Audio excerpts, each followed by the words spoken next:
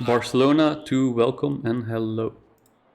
If you've been watching my recent videos, you may know that I went to this track not too long ago, and you may realize I'm revisiting it because even though I put a new personal best of, I think it was a 1:47.0 or 1 in that previous video on Barcelona, I was trying to actually reach the 1:46s, and I came very close, but then had some unfortunate incidents with other drivers.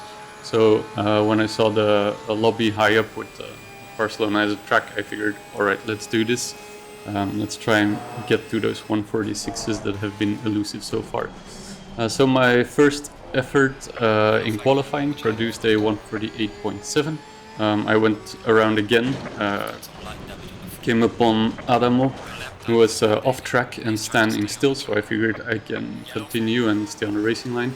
But then they spun around to rejoin the track in a safe manner, and we touched, and that was my lap gone. So back to the pits to fix damage and go out again. So here's my next attempt at the proper pace lap. This is the end of my out lap, and we can see in front of me there's a Lira. They're about 5 seconds up the road, so it shouldn't be an issue. And I went. Okay, but then we get a message for a slow car ahead. I'm not sure if this is about Lira. There's actually two options, because there's also Vils, and both. I'm approaching both at a bit of a scary pace. Looks like they might end up hampering my my quali lap after all. So I'm coming to only turn 4, and I'm already so close by. Yeah, seems very unfortunate. Vils stays quite far on the outside. I was running a little wide in turn 4, which is not that unnatural, but I managed to stay well on the throttle while narrowly avoiding them, so the lap is still on. And I'm improving on my delta by almost 7/10 of a second, so that's pretty good. Also helped, of course, by my previous lap being not that good, my previous qualifying lap. We see Liha leaving the track for a moment, so it looks like they can just safely move aside because they might as well abandon their lap here. They're also getting blue flags. And them driving in front of me did distract me a little, so I had a big slide in the previous corner, but I'm still 2/10 up on my best lap, and I know I can improve in the last sector. Here Lira went off track again, so all the more reason for them to just move aside and let me pass by. I'm clearly much faster than them, so they have no reason to impede me. Unfortunately, they don't see it that way, so even though I was again up 5/10 of a second, they keep driving in front of me, and then they break in a weird place in going into the chicane, and I just bumped into them. I didn't mean to, I didn't want to do it, but I don't feel guilty either. They've been a complete nuisance here, and they should really know better. Now they're still in front of me. I guess they're trying to start a new quali lap, which they should have already left me by a whole while ago, but they didn't, and now they break in a bizarre way again, like a bizarre spot, and then they take they don't take the racing line, they just kind of drift across it in the wrong direction. We end up coming together again. I know I'm the car coming from behind, and I should look out, but this dude was something else. Anyway, I went to the pits, fixed damage, I did a new outlap. I ended up coming out quite close behind R08, so I let them take some distance before me, and luckily they weren't complete doofuses, so I didn't catch back up with them, even though they had seconds head start. I managed to do a 1:47.1, so as of yet the 1:46s still elude me, but I'm on P3 and getting into the rhythm, so I feel like in the race it might actually come to me, if not in this last qualifying attempt. There was time for one more go around, so I went at it, and unfortunately I didn't immediately notice that the car in front was Gira. Not that I could have done that much, and they had a really big head start, even more than previous time, so there should really not be any reason why they impede me, but yeah, and I suppose you already see it coming that they might end up impeding me anyway. So we're now in sector 2, or just yeah, I think so. So I'm already getting a little close, but I'm up 4/10 of a second, which would put me well into the 1:46s, so I really don't want to give this one up. I've already had to give up a few 146s just because of people in front messing it up with their slow speed. So yeah, I keep at it. There's still plenty of margin for Lira to just bring it home and not get in my way. But then, of course, especially in this corner, I end up catching a lot. They catch some of the grass there and they slow down more. And then the final 3 corners, they're so slow through the previous corner and then here too. And yeah, this, of course, a major distraction messes up my line and the lap is gone. And this guy does all of that and then they just peel into the pit. So they weren't doing anything of note. They had no reason to drive in my way. They just, I guess, felt like it. I imagine they were a little pissy about getting bumped twice, but to be honest, it was more on them than me, I feel. So yeah, they ended up not doing a actual qualifying lap. They didn't have a registered time. I qualified in P3 and they were down in P19, so at least I shouldn't be seeing them again for the race. So also the car that qualified P1 had a time that was unattainable for me at this time completely. I think it was a 145 or 145.4. I'm not sure anymore, but in any case, clearly faster than I can attain. P2 was much more manageable. They did a 146.9, but what is this? Suddenly, Lira comes through to fill up an extra spot on the front row. So they came cruising through on the rolling start from P19 to P1.5. And it seems they are attempting to troll, so they just slow down and they bump me a bit. But it's a very poor attempt at trolling and not much comes of it so far. Let's see what happens into T1. For me, this all put me on a very awkward inside line that was super tight, so I make sure to slow down plenty ahead. I escaped pretty unscathed. I do get a bump from Pazzelli in T2, but nothing too bad. And then behind, or in front, we see Nicola, the very fast driver, just kind of driving away. Okay, let's jump back to the replay first. So we see Lira fully out of position, bumping me a bit. It looks like they want to go for it again, but then they kind of back off, and that's it for as far as hindering me. Pazzelli comes steaming through into turn 1. They bump Lechner, the white BMW, and then they bump me into turn 2, but yeah, they can't pass me there or hit me from the side, so it's okay. And then also in the mix is Buffa in the gray and red car. I'm not sure what model or make it is, but in my rearview mirror I saw that Buffa and Lechner were swapping places at this stage. So Lechner was a guy that qualified in P2 and was did a 146.9, whereas my quali was a 147.2, so pretty closely matched. So going into it, I felt like I have a shot here at P2 and I should definitely aim to remain on the podium. Now in the middle sector here, my line out of the previous corner wasn't all that great, and I was looking behind in my mirrors and I end up going on the grass, which fully compromises my braking into the previous corner. And then I'm kind of stuck on the outside, not really able to apply the throttle well at all. So I end up being overtaken by Lechner.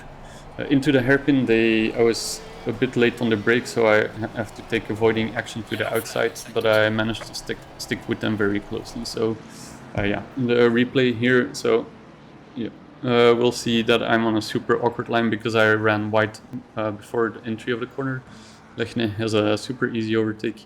And then they have a decent braking point, I think, and I was just a little late myself. But maybe they did brake slightly early because on the exit I catch immediately back up, which shouldn't be the case since I had to go wide a bit. So yeah, whatever it is, I am P3 and Lechner in front. My expectation was that they would be slightly faster, but if I could build a good rhythm, I might be able to get to my 146s and actually mount the challenge, so that's what I was hoping for. Now, behind we saw Lira coming through for a moment. I'm not sure what happened exactly, but people definitely crashed out and suddenly there's a pretty big gap behind. So we see Nicola in P1 doing 151, Lechner at 152 and me doing a 153, which is pretty representative for the next 2 laps, I believe, but we shall see. with Nicola just quite quickly building a gap in P1 and driving away into the sunset. Lechne did manage to gap me as well a bit in this first sector of lap 2. So I'm now about 1.5 to 2 seconds behind. But then we go to this pretty sharp corner, sharp and quite long, and they run very deep in it. I think my line is better there, really hugging the apex on the inside. So I managed to already come a little closer, and then here too, on the first part of this sequence, the first corner, I cut the curb a lot better than them, which opens up corner 2 for me, so I can have a better exit there. So yeah, just small things that allow me to creep slightly closer. Then we arrive at the hairpin, pretty neat line I think for both of us, so not much doing there.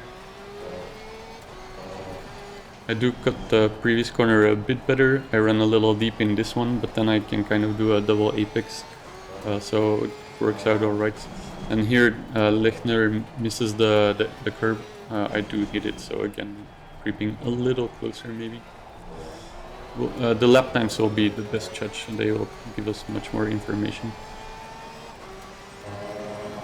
I'm not sure why I'm not getting a delta, because I did get a best lap on the board with my 153. But anyway, that problem is now fixed, so I did a 147.6. Lechner in front was faster than me, so still widened the gap a bit. And then the third time around, they did a 146.8 with me a 147.0. So it's only 0.2 of a second that they are increasing the gap, but still it is an increase, of course. Nicola is doing 144, so super fast and clearly driving away. And this was the first lap where I was actually gaining some, only 0.4 of a second, but again, these things add up over time. So if I can keep this up, I can close the distance.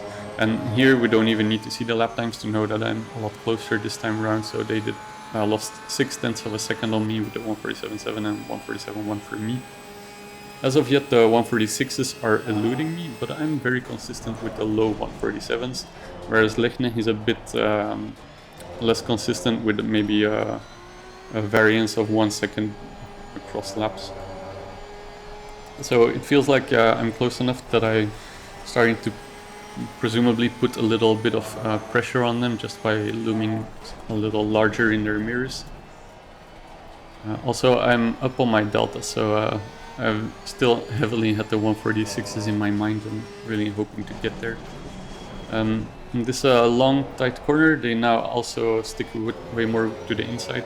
I assume that they always meant to do that and that the previous times were just a mistake. But they did repeat the other line several times, so I'm not entirely sure. I'm really flirting with my delta time here, constantly within 1/10 of a second of it, so yeah.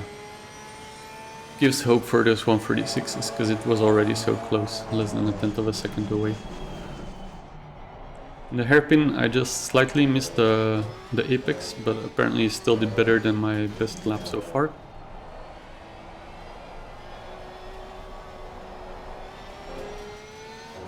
Mid-corner in the previous one, pretty good, but then on the exit I was already a bit wide, so gained some time on my delta and lost it again. And then here, coming out of the chicane, yep, pretty neat and tidy, and looks like this will be it. So I put a 146.9 on the board, so finally I got there. Unfortunately, Lechner did a 146.8, so they still ever so slightly drove away from me, but nothing major. So if I can keep up my consistency and they keep up their lower consistency, it shouldn't be an issue. And in fact, here they have a bit of a slide coming out of turn 2, so I'm creeping even closer. Also, I'm gaining again on my delta, so looks like I can push it even lower than 146.9, which I was stoked to see in the race.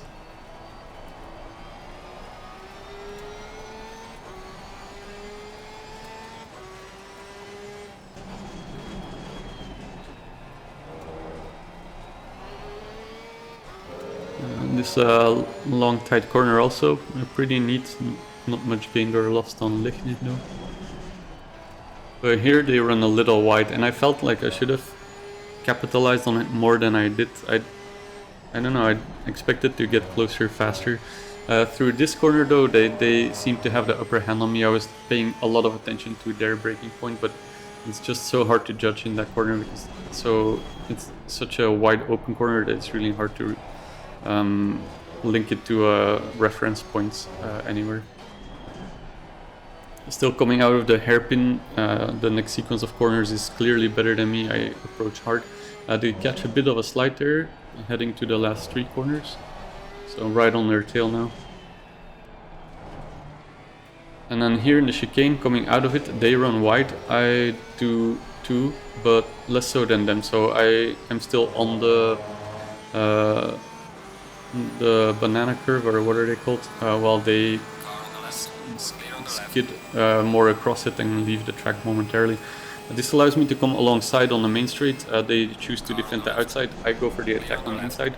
Makes for a difficult braking zone because I'm not so good at judging the braking point, and we end up making contact. And I think they were a bit too trigger happy on the throttle, rejoining the track, so that made them then spin out, which is unfortunate because I was already gonna let them through again. So I slow down very heavily right next to where they are, and then I remember that, oh wait, I'm on the racing line, I shouldn't be here. So I move up a bit on the track to be out of harm's way.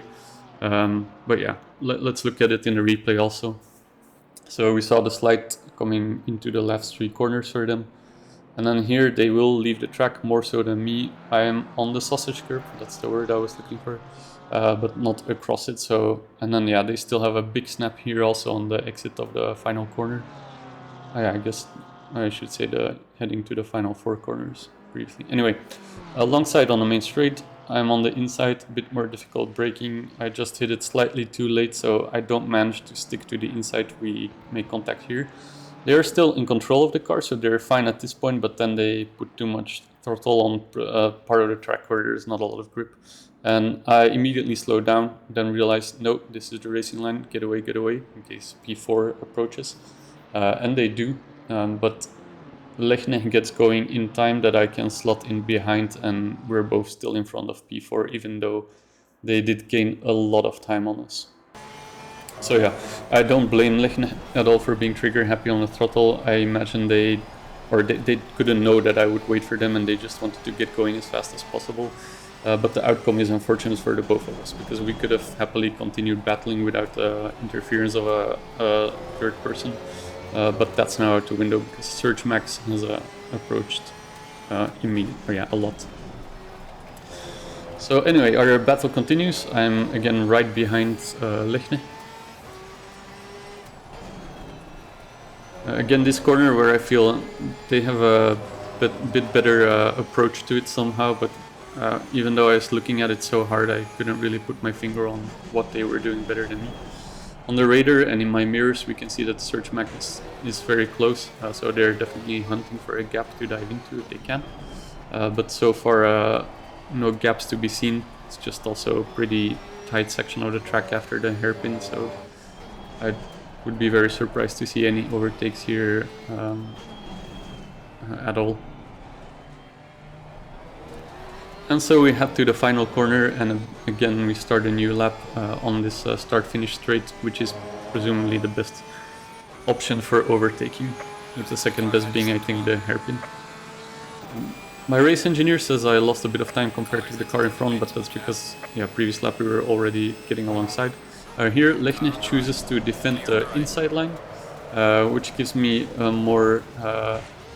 a braking zone that I'm more used to, but I mess it up. I'm just a little too heavy on the steering input, I think, coming into turn 1. I should have slowed down just a tad longer, and I think it would have been fine. So I have to catch a slide, I go off track, and not only do I not get overtake on Lechne, but Surge Max also gets an overtake on me out of it.